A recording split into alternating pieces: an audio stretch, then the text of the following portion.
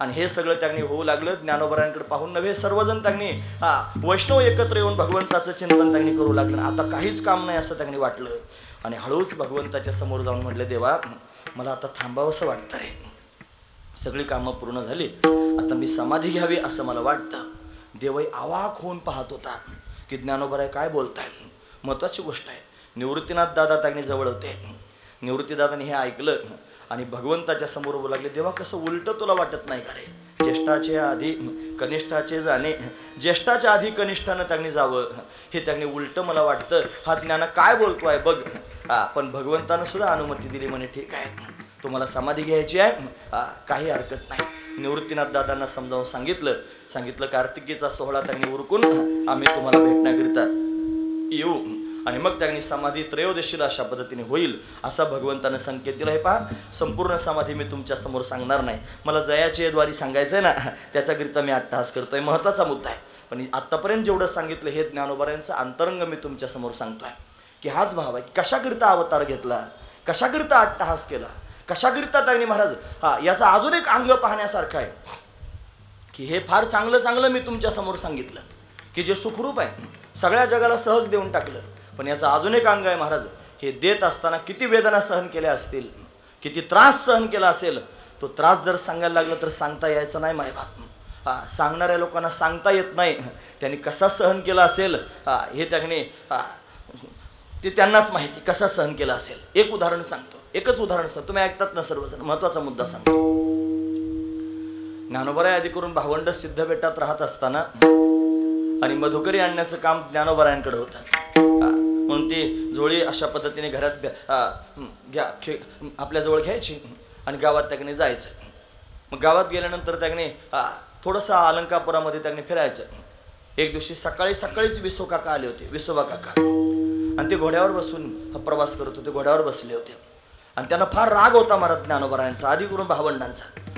सकाळी ज्ञानोबरायांना पाहिल्याबरोबर तळपायाची आग मस्तकाला गेली विसोबा काकांच्या. त्यांचं आडनाव चाटे होतं, चाटे, विसोबा चाटे. ते भयंकर रागावले, भयंकर क्रोधायमान झाले आणि पाहून बोलायला लागले, खबरदार म्हणले गावात जर आलास तर, संन्याशाची मुलं म्हणे तुम्ही सकाळी तुझं तोंड पाहिलं, कसा माझा दिवस जाईल म्हणे आता, असं बोलायला त्यांनी सुरुवात केली. आणि असं त्यांनी बोलत असताना ज्ञानोबराय त्यांच्याकडे पाहतच राहिले. माझ्याकडे पाहतोयस असं बोलून त्यांनी पुन्हा, हे बघा एखादा भांडण करणारा माणूस असला आणि समोरचा जर काहीच बोलला नाही तर भांडणाऱ्या माणसाला अजून अवसान येतं. त्याला वाटतं मी एवढं बोलतो ना हा काहीच बोलत नाही. राग आला विसोबा काकाला आणि घोड्यावर बसल्याच पायातल्या जोड्या सहित त्यांनी लात मारली ज्ञानोबरायांच्या तोंडावर. धाडकन जमिनीवर पडले. भयंकर वेदना झाल्या असतील नाही का. हे ऐकायला तुमच्या जीवात कसं झालं मला खरं सांगा. हे ऐकायला जर जीव कालमेलीन येतो तर त्यांना काय झालं असेल. निमुटपणे त्यांनी उठले, रस्त्याने चालू लागले. जात असताना त्यांनी इंद्राणीच्या काठावर छोटी छोटी मुलं खेळत होती. त्या मुलांना सांगितलं चिखल घ्या आणि याच्या अंगावर टाका. सगळ्या छोट्या मुलांनी चिखल अंगावर टाकायला सुरुवात केली. थोडंसं काहीतरी मिळालं असेल शिदा सामुग्री, ती झोळीमध्ये होती. आता असाही त्यांनी याला मी स्पर्श केलेलाच आहे असा विचार विसोबा काकाने केला आणि निर्लज्जासारखा विसोबा काका घोड्यावरून खाली उतरला. उतरून ज्ञानोबरायांची झोळी त्यांनी घेतली, ती फाडली आणि फाडून पायातल्या जोड्यांसहित त्याच्यावर विसोबा काका लहान मुलासारखे नाचू लागले. कसा घरी नेतो शेपीठ तेच पाहतो. काही वाईट परिस्थिती झाली असेल नाही. एवढं एकच उदाहरण सांगितलं, मला सगळं चरित्र त्यांनी सांगता येईल. 7 दिवसाची चरित्र कथाच आपण ज्ञानोबरायांची करतो. एकच फक्त उदाहरण सांगितलं की जे ऐकल्यानंतर त्यांनी काळीज पिळवटून येतं. एवढ्या वेदना आहेत महाराज याच्या मागे, एवढ्या वेदना आहेत याच्या मागे. हे सोपं नाही. ही धर्म मंदिराची इमारत त्यांनी उभी केली. पूर्वीच्या काळात म्हणतात मोठी एखादी इमारत उभी राहायची असेल तर त्याला बळी द्यावे लागायचे, एखादा बळी द्यायचे आणि मग त्यांनी इमारत उभी राहायची. ही धर्म मंदिराची इमारत उभी झाली ना, याला सुद्धा बळी दिले हो. आणि किती बळी दिले असतील तर 2 बळी दिले, 2 बळी दिले. तेव्हा ही इमारत त्यांनी उभी आहे. आणि कोण असतील ते बळी, त्यांचं नाव आहे विठ्ठलपंत आणि रुक्माई. यांना देहांत प्रायश्चित्त घ्यायला लावलं आणि देहांत प्रायश्चित्त घेण्याकरिता निघून गेले महाराज. ज्यावेळेला सकाळी चिमुरड्यांना जाग आली, आई दिसत नाही, बाबा दिसत नाहीत, कशी अंतकरणाची स्थिती झाली असेल थोडासा विचार करून बघा, थोडासा त्याला स्पर्श करून बघा. काय अंतकरणामध्ये वेदना होत आहेत. अरे या जगाचं हित करण्याकरिता ज्यांनी त्यांनी जीवनभर नाना प्रयास केले, सायास केले आणि त्यांच्या जीवनामध्ये किती दुःख भोगावं लागलं. हे एक अंग आहे महाराज, ते सांगायला माझ्याकडे वेळ नाही. म्हणून ह्या अंगानं कुणी त्यांनी पाहत नाही, फक्त एवढंच पाहतो.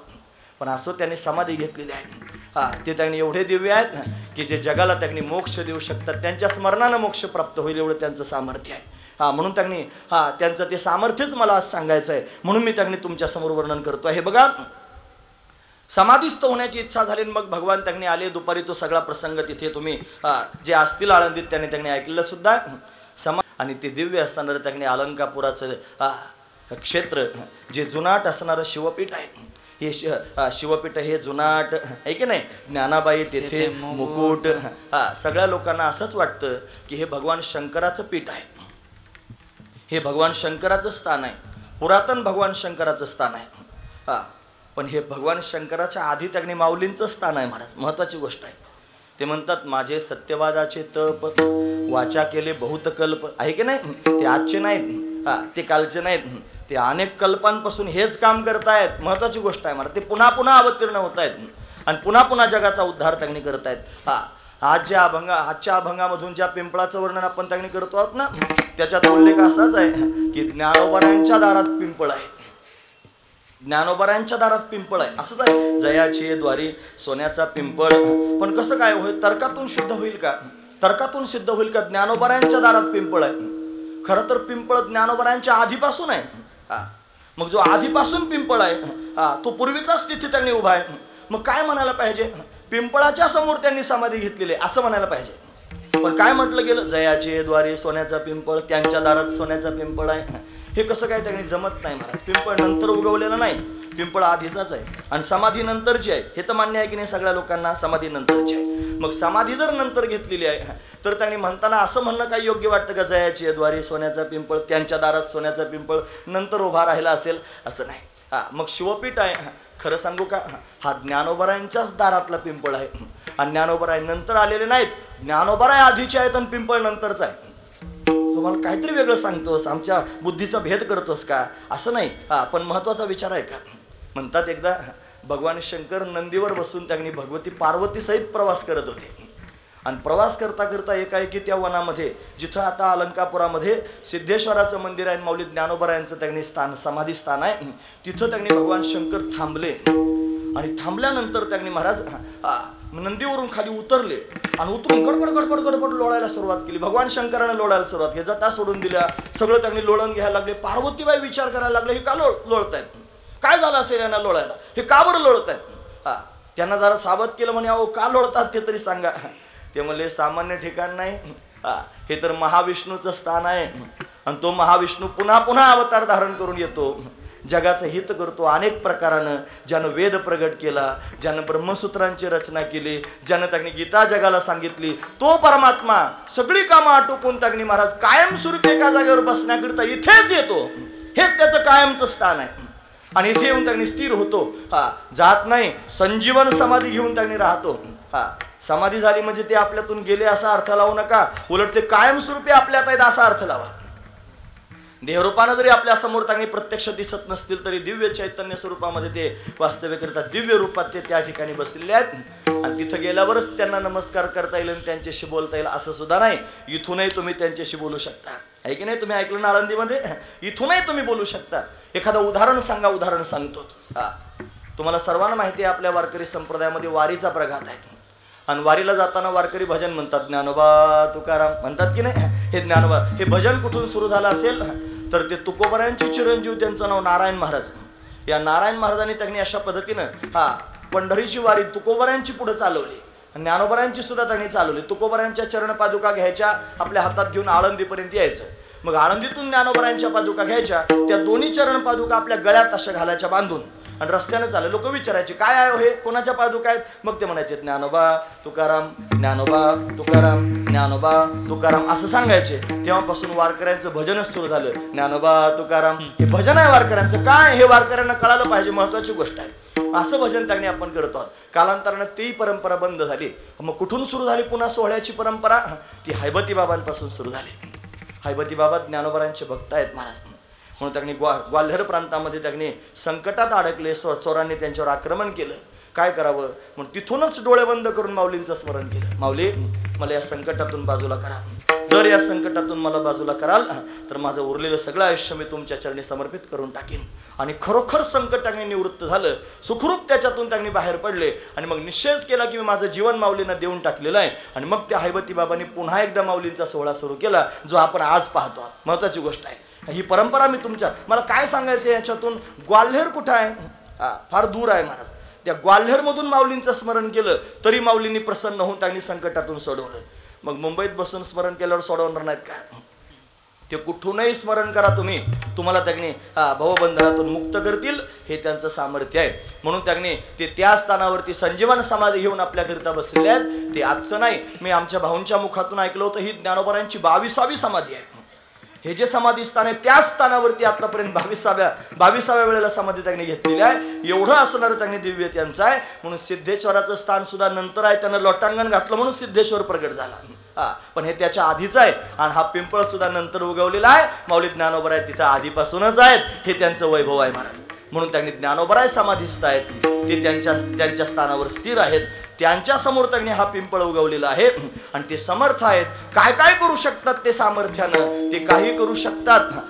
त्यांचं सामर्थ्य सांगण्याकरिता एक उदाहरण सांगितलं की जे त्यांनी निर्बुद्धाच्या मुखातून त्यांनी वेद सुद्धा वधून घेऊ शकतात. पण असे श्रेष्ठ ज्ञानोबराय आहेत की ज्यांच्या दारात सोन्याचा पिंपळ आहे आणि जे रेड्याला बोलू शकतात. अभंगाचं पहिलं चरण. सोन्याचा पिंपळ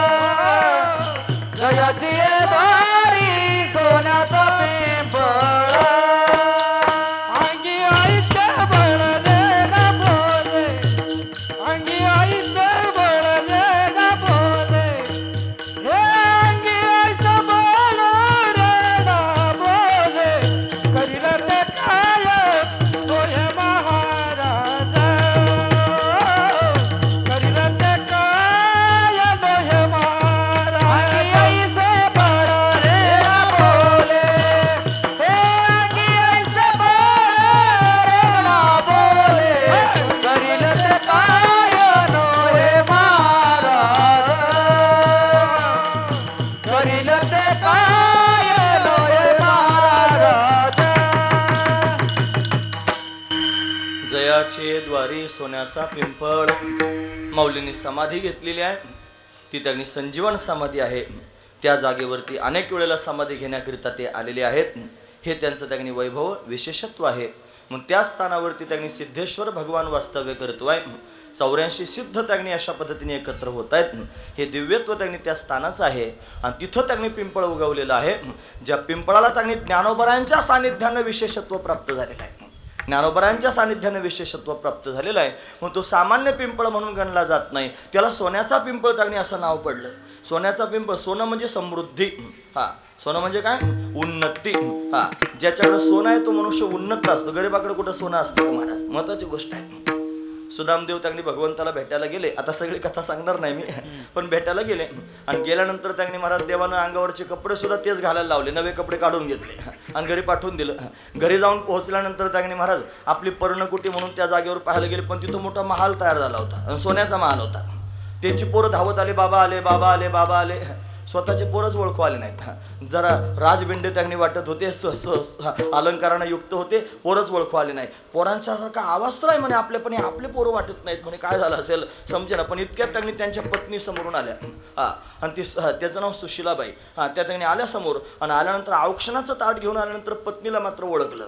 पण सामान्य दिसत नव्हत्या. त्या त्यांनी सोन्या नाण्यानं मडल्या होत्या, पिवळ्या धमुक दिसत होत्या. महत्वाची गोष्ट आहे. मनातली मनात विचार करायला लागले, गरिबाची बायको कावीळ झाल्यावरच पिवळी दिसते. एवढं सोनं नाणं आलं कुठून असेल महाराज? महत्वाची गोष्ट आहे. एवढी पिवळी झाली कशानं? मग कळालं की भगवंतानं ही आपल्या जीवनात करून दिलेली त्यांनी आर्थिक उन्नती आहे. महत्वाची गोष्ट आहे उन्नती. 2-4 प्रकारानं पाहता येते. आपल्या घरात स्वस्तिक असतो ना, आर्थिक उन्नती, सामाजिक उन्नती, धार्मिक उन्नती आणि सांस्कृतिक उन्नती. या उन्नतीचं त्यांनी लक्षण जर कशाच्या ठिकाणी सांगायचं असेल तर सुवर्ण हे उन्नतीचं लक्षण आहे. हा म्हणून सोनं असा धातू आहे की ज्याला त्याने क्षय नाही, लोखंडाला गंज लागतो पण सोन्याला गंज लागत नाही, म्हणून सोनं त्याने विशेष असणारा धातू आहे. तसं त्याने त्या पिंपळाला विशेषत्व प्राप्त झालं का बरं? जसं सोनं गंजत नाही तसं हा पिंपळ सुद्धा त्याने अक्षय आहे. जसा एक वड आहे आपल्या भारतामध्ये अक्षय वड, जो प्रयाग राजामध्ये पाहायला मिळतो, तिथं साधू संत त्यांनी सदैव कथा करत असतात, त्याला अक्षय वट म्हणतात. तसा एकच पिंपळ या जगामध्ये आहे की ज्याला सुवर्ण पिंपळ म्हणतात. जगाच्या पाठीवर दुसरा कुठेच पिंपळ नाही ज्याला सुवर्ण पिंपळ म्हणतात. असेल तर मला तुम्ही सांगा. म्हणून का बरं त्याला सुवर्ण पिंपळ म्हणत असतील? अहो त्याला सुवर्णासारखं करून टाकलं माऊली ज्ञानोबारायांनी. तो त्यांच्या दारात उगवला म्हणून सोन्याचा झाला. ही महत्वाची गोष्ट आहे. पिंपळाखाली समाधी घेतली असं नाही, समाधीच्या समोर पिंपळ उगवला आणि म्हणून ज्ञानोबारांचं सानिध्य प्राप्त झालं म्हणून सोन्याचा झाला. जयाचे द्वारे सोन्याचा पिंपळ उन्नती प्राप्त करून देणार आहे. जो ज्ञानोबारांच्या संगतीत जातो त्याच्या जीवनामध्ये उन्नती प्राप्त होते. ती कशाची? तुम्ही 4 प्रकारची उन्नती मी तुमच्या समोर सांगितली. त्याच्यापैकी सांस्कृतिक उन्नती, धार्मिक उन्नती, या उन्नती त्यांनी ज्ञानोबा आपल्या जीवनामध्ये प्राप्त करून देतात. म्हणून त्यांनी तो सुवर्ण त्याचा साक्ष, सुवर्ण पिंपळ त्याचा साक्षीदार आहे. एवढंच त्यांनी आहे का? म्हणे नाही, त्यांच्या अंगामध्ये सामर्थ्य आहे. काय सामर्थ्य आहे? म्हणे त्यांनी रेडा सुद्धा बोलू शकतो. रेड्याच्या मुखातून वेद बोलविले. म्हणून त्यांनी पैठणात घडलेला हा संपूर्ण प्रसंग आहे. 9:15 वाजल्यानंतर तो विस्तारानं सांगायचा नसतो. तो त्यांनी सरळ सरळ ऐकायचा असतो. सर्वांना कथा माहीतच आहेत महाराज. महत्वाची गोष्ट मी तुमच्या समोर सांगतोय. मला फक्त ज्ञानोबारांविषयीच बोलायचा अंतकरणातला भाव होता आणि ज्ञानोबारांविषयीच मी तुमच्या समोर त्यांनी इथपासून तिथपर्यंत बोलतोय. हा महत्वाचा विचार लक्षात ठेवा. म्हणून त्यांनी रेडा बोलवला. कशाकरिता रेडा बोलावला असेल? गर्वद्विजयांचा हरविला. म्हणून त्यांनी रेड्यामुखी वेद बोलविला, गर्वद्विजयांचा हरविला. म्हणून ब्राह्मणांना गर्व झाला होता. कशाचा? फार श्रेष्ठत्वाचा, त्यांनी ज्ञानाचा अभिमान त्यांनी झाला होता. म्हणून ज्ञानोबारांचा अपमानच केला महाराज त्या भर सभेमध्ये. मग काय करावं? म्हणे तुझंही नाव ज्ञान आहे आणि हा त्यांनी पाणी वाहतो पखालीचा रेडा, त्याचंही नाव ज्ञानाचं आहे. दोघांचं नाव एकच आहे. मग तुझा जर त्यांनी आत्मा सगळीकडे सगळ्यांचा एकच असतो, मग या रेड्याचा तुझा एकच आहे का? म्हणे एकच आत्मा आहे. मग तू जसा त्यांनी वेदातलं तत्वज्ञान आमच्या समोर सांगतोस तसा हा रेडा त्यांनी वेद बोलेल का? असं ज्यावेळेला त्यांनी बोलायला सुरुवात केली. म्हणे का बोलणार नाही? म्हणे मग वेद बोलून दाखव. असा विचार केला यांनी मनात की याचे वडील त्यांनी विठ्ठलपंत त्यांनी काशीला राहून आले होते आणि हे जर काही त्यांनी जादूटोना शिकून आले असतील, पोराला जर शिकवलं असेल तर त्याच्या बळावर त्यांनी ह्या सगळ्या गोष्टी होऊ शकतात. कारण त्या रेड्याच्या पाठीवर चाबूक मारल्यानंतर त्यांनी महाराज ज्ञानोबारांच्या पाठीवर वळ उठला होता. सगळ्या त्या ब्रह्मवृंदांना असं वाटलं ही गारुडी विद्या आपल्या समोर त्यांनी काहीतरी दाखवतायत. रेड्याच्या पाठीवर चाबूक मारलं, ज्ञानोबारांच्या पाठीवर वळ उठले.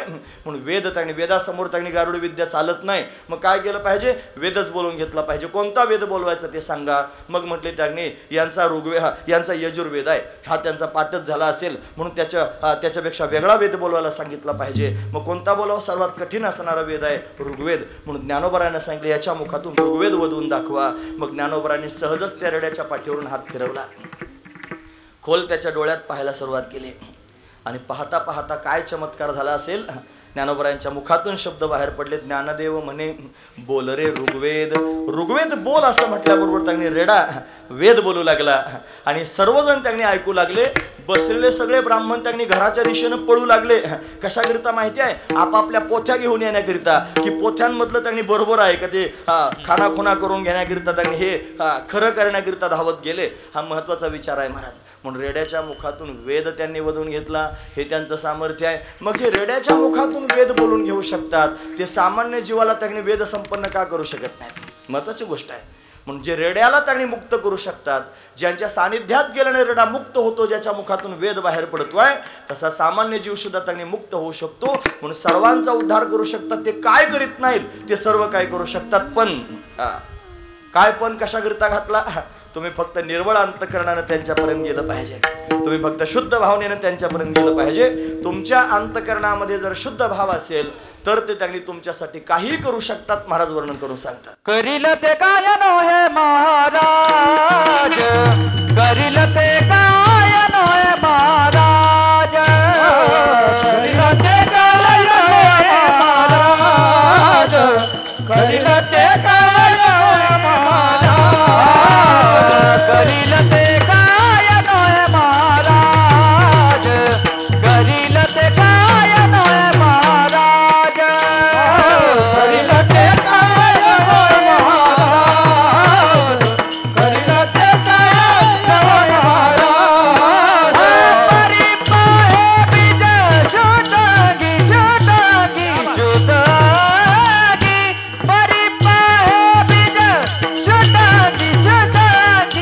शुद्धांगी करील ते काय नोहे महाराज करील ते काय नोहे महाराज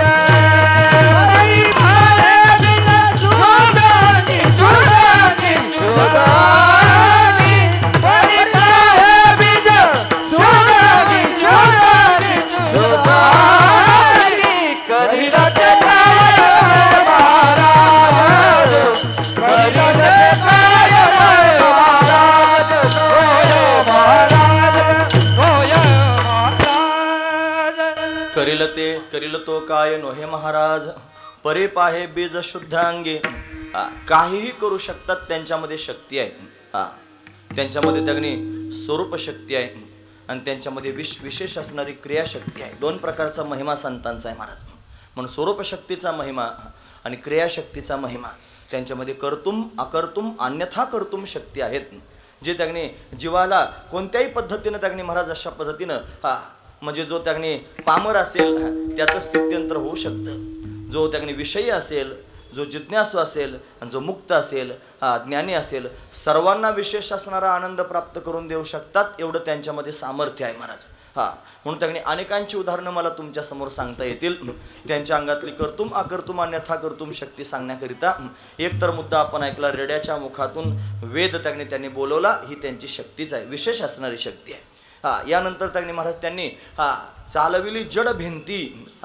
ठीक आहे नाही हरली चांगयाची भ्रांती म्हणून त्यांनी भिंत चालवली मातीची भिंत त्यांनी चालवली त्यांनी एक राजा होता त्याला त्यांनी सगळ्या मुलीच होत होत्या मग त्यानं फरमान काढला आता जर मुलगी झाली तर जी त्यांनी जास्ती सांगण्याकरिता येईल पहिले तिला मारून टाकेन नंतर ती मुलगी पण मारून टाकेन राणीला पण मारून टाकेन मग काय करायचं मुलगीच झाली मग त्यांनी युक्ती केली म्हणे एवढे 3 जीव वाचवायचे असतील तर खोटं बोलायला काय हरकत नाही खोटं बोलले म्हण महाराज तुम्हाला मुलगा झाला महाराज पाहण्याकरिता निघाले ते म्हणले बघ तुम्हाला पाहता यायचं नाही ब्राह्मणाने सांगितलं तिची पत्रिकाच अशी आहे की बापानं जर तोंड पाहिलं तर बाप मरून जाईल म्हणले मग काय करायचं 16 वर्षाचा मुलगा झाल्यानंतर पाहायचं आता 16 वर्षापर्यंत वाट पाहायची मुलगा दाखवायचंच नाही मग त्या मुलीलाच मुलाचे कपडे घालून लहानचं मोठं त्यांनी करत होते आणि आता त्यांनी मुलगा मोठा झाला असं समजून त्याचं लग्न करायचं ठरलं म्हणजे त्या मुलीचं लग्न करायचं होतं कोणाबरोबर दुसऱ्या मुलीबरोबर आता मुलीचं मुलीबरोबर लग्न होणार म्हटल्यानंतर ती घाबरली तिला वाटलं आता मी काय करू तिनं रात्रीतून पळ काढला ती त्यांनी पुरुषाचे कपडे घालून होती ना घोड्यावर बसून त्यांनी जंगलातून प्रवास करत होती आणि तीर्थयात्रा करत आलेले सर्व संत समोरून आले ज्ञानोबराय आदी करून सिद्धांना तिने पाहिलं म्हणले आता आपण जातोच आहोत पण संतांना नमस्कार तरी करावा पण ज्ञानोबरायांच्या चरणावर मस्तक ठेवलं आणि मस्तक ठेवल्यानंतर ज्ञानोबरायांनी त्यांनी त्याला मुलीला त्यांनी उठवण्याचा प्रयत्न केला म्हणजे उठा राजकुमार उठा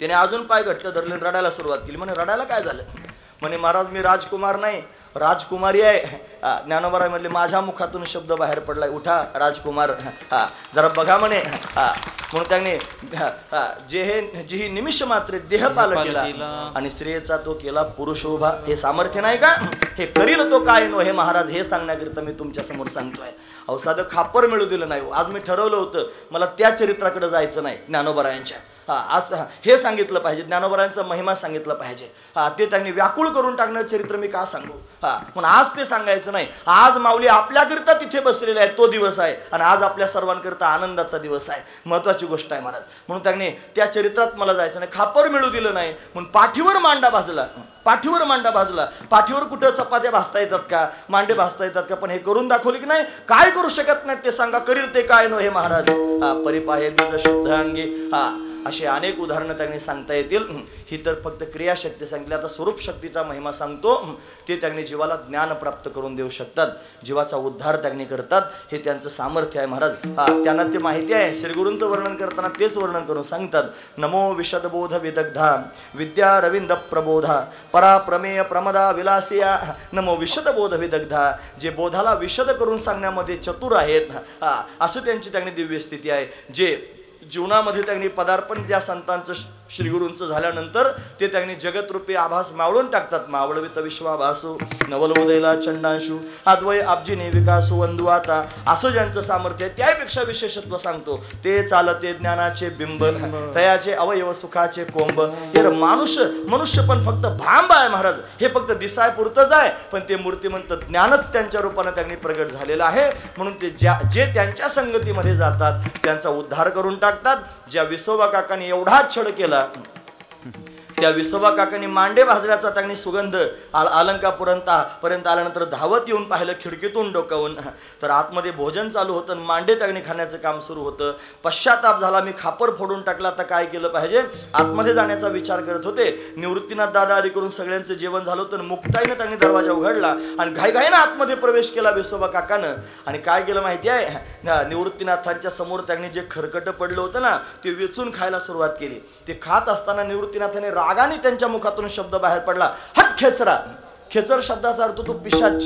खेचर म्हणजे काय, पिशाच. ख म्हणजे आकाश, चर म्हणजे विचरण करणारा, म्हणजे आकाशात विचरण करतात पिशाच, म्हणून त्याला खेचर असं म्हणतात. म्हणून पिशाच्याला खरकट खाण्याचा अधिकार असतो, म्हणून त्यांनी पिशाच्या सारखा खरकट खातो आज, हट खेचरा असं म्हटले. त्याला उपमाच प्राप्त झाली मोठी, खेचर. खेचर स्वामी, खेचर विसा प्रेमाचा पिसा, त्याने नामा कैसा उपदेशीला. एवढं सामर्थ्य खेचराच्या अंगामध्ये आलं की फक्त ज्ञानोबरायांचा स्पर्श झाला, त्याचा परिणाम त्यांनी एवढी श्रेष्ठ त्यांनी पदवी प्राप्त झाली की भगवान शंकर त्यांनी त्याचे पाय डोक्यावर घेऊ लागले. तुम्ही ऐकतात ना महाराज, फक्त ज्ञानोबरायांचा संघ झाला, फक्त निवृत्तीनाथांचा संघ झाला, त्याचा परिणाम भगवान शंकर त्यांचे पाय डोक्यावर घेऊ लागले. औंढा नागनाथचा सगळा प्रसंग तुम्हाला माहिती आहे. म्हणजे या संतांच्या संगतीत गेल्यानंतर त्यांनी महादेवाला एवढा आनंद होतो की ज्ञानोबरायांच्या संगतीत राहून आलाय, याचे पाय डोक्यावर घ्या, पण महादेव त्याचे पाय डोक्यावर घेतो. करील तो काय नो हे महाराज.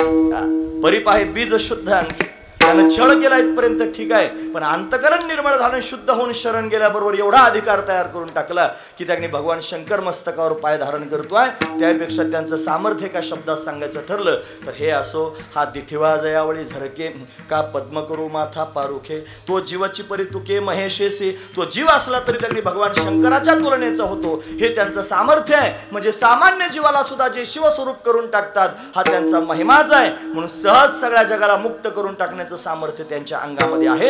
आणि मुक्त लोकांना करून टाकण्याकरिताच त्यांनी मांदियाळी जमा केलेली आहे आणि त्यांनी पंगतच घातलेली आहे. महाराज मुक्तीचे महाराज वर्णन करून सांगतात, जयाने घातली मुक्तीची गवाती, जयाने घातली मुक्तीची गवाती, जयाने घातली मुक्तीची गवाती, जयाने घातली मुक्तीची गवाती, जयाने घातली मुक्तीची गवाती, जयाने घातली मुक्तीची गवाती, जयाने घातली मुक्तीची गवाती, जयाने घातली मुक्तीची गवाती. मेळविली माती वैष्णवांची, मेळविली माती वैष्णवांची, मेळविली माती वैष्णवांची, करील ते काय मोहे महाराज, करील तो काय मोहे महाराज. मेळवली माती वैष्णवांची, मेळवली माती वैष्णवांची, मेळवली माती वैष्णवांची, करील ते काय मोहे महाराज, करील ते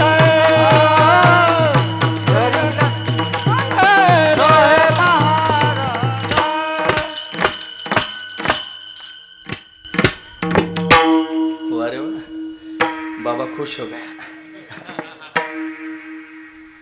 याच्यातच आनंद आहे माझा, दुसरीकडे कुठंच नाही. आनंद जर शोधत असाल तर तो फक्त इथंच मिळेल, बाकीच्या ठिकाणी मिळणारच नाही.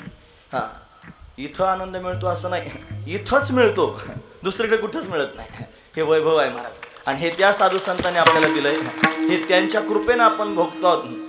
त्यांच्या जीवनातले कष्ट त्यांनी आपण पाहतो आहोत, त्यांच्या जीवनामधल्या सगळ्या वेदना आपण पाहतो. ते सगळं त्यांनी सहन केलं कशाकरिता, आज आपल्याला हा दिवस दाखवायचा आहे म्हणून.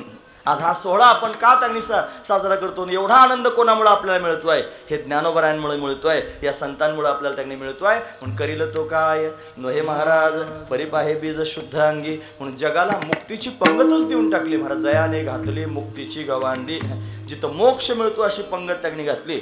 म्हणून या पंक्तीला जे येऊन त्यांनी बसतात त्यांना निश्चित मोक्ष प्राप्त होऊ शकतो.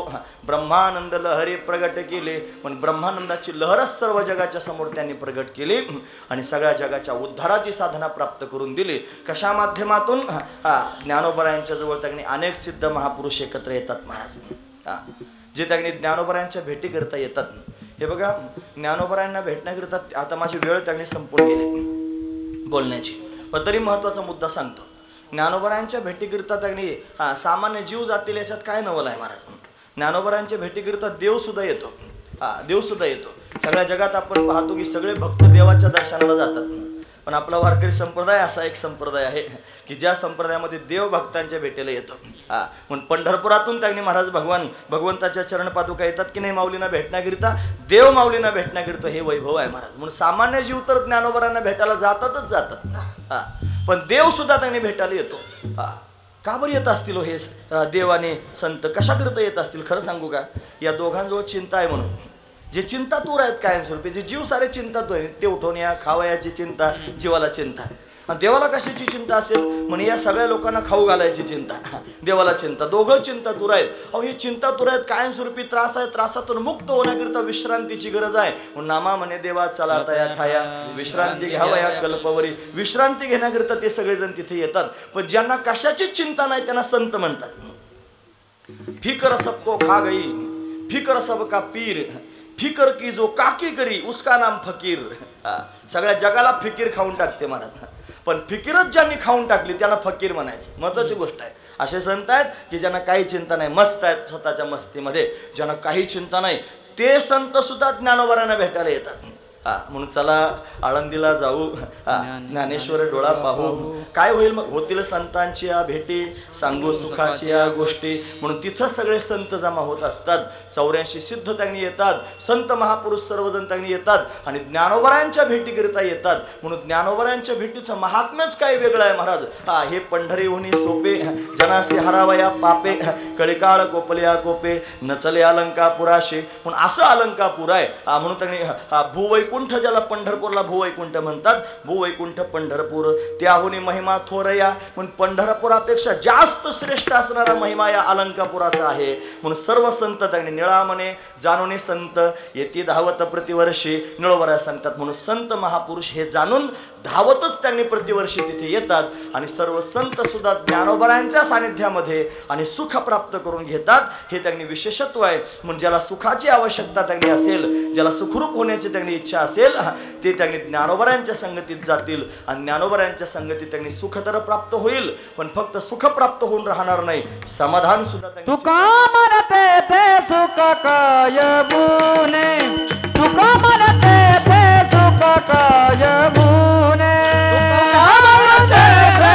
सुख काय बुने, तुका म्हणते ते सुख काय बुने, तुका म्हणते ते सुख काय बुने, तुका म्हणते ते सुख काय बुने, तुका म्हणते ते सुख काय बुने, तुका म्हणते ते सुख काय बुने, राहे समाधान चित्तची, या राहे समाधान चित्तची, या करील काय नोहे महाराज, करील काय नोहे महाराज, राहे समाधान चित्तची, राहे समाधान चित्तची, करील काय नोहे महाराज, करील काय नोहे महाराज.